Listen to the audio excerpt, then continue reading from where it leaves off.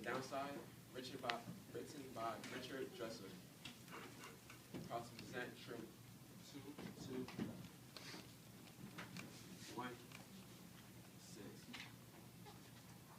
I hate to fire Ben. We were friends a long time. We used to get together socially quite a bit, but that kind of tempered off. He started having problems with his marriage, and the last time I was at his house was last spring. My wife was in the hospital. It was right after my daughter was being born. I hate to fire her. Oh. Ben invited me over for dinner, and the three of us sat out back of his house eating and drinking. And Ben had a whole lot to drink that night. And I remember I started getting these vibes from his wife. You know, her knees brushes against me. And maybe it's an accident, maybe not. Well, we sat there a whole long time till it started to get dark, and Ben went inside.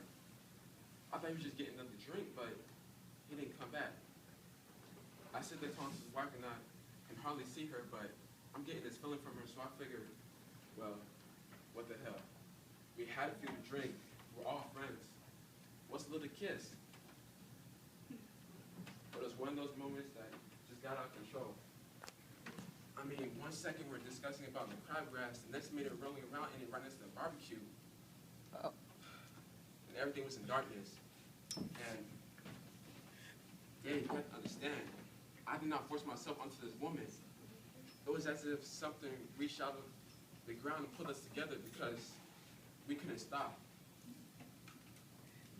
I bet you've been in a situation like that, right?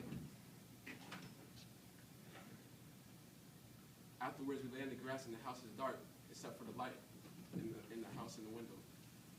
And as I'm looking at the house, the lights go out. I didn't know what to do. She starts putting on her clothes, very casually, coming to herself, and picks up the dirty dishes and goes to the kitchen as if nothing happened.